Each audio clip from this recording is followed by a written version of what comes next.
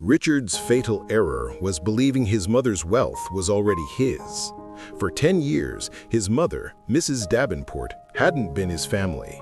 She had been Susan's. Susan was the live-in caregiver who held her hand through lonely nights and comforted her fears, while Richard, her estranged son, visited only to ask for money. When Mrs. Davenport finally passed, Richard arrived for the reading of the will, his eyes gleaming. But he was furious. His mother had left him a token, insulting amount. But to Susan, she had left her most cherished possession, her priceless emerald engagement ring. Richard cornered Susan by the door, his face purple with rage. You manipulated her," he screamed, his voice echoing in the grand, empty hall. He snatched the velvet ring box from Susan's trembling hands. "This is mine. Now get out of my mother's house before I call the police."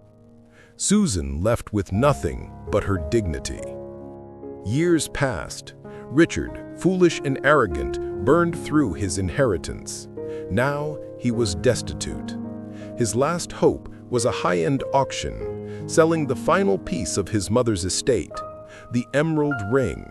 He watched with greedy eyes as the bidding started. But then, the auctioneer stopped.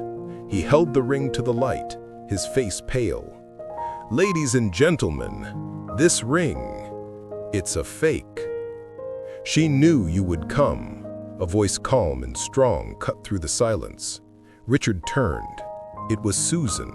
She looked elegant, successful. "She knew your greed would consume you," Susan said. She explained how Mrs. Davenport, fearing this exact moment, had given her the real ring years ago, replacing the one in her jewelry box with a worthless replica. Susan opened her purse and revealed the real, gleaming emerald.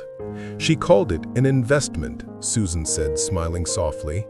"I used it to open the Davenport Home, a hospice center named in her honor."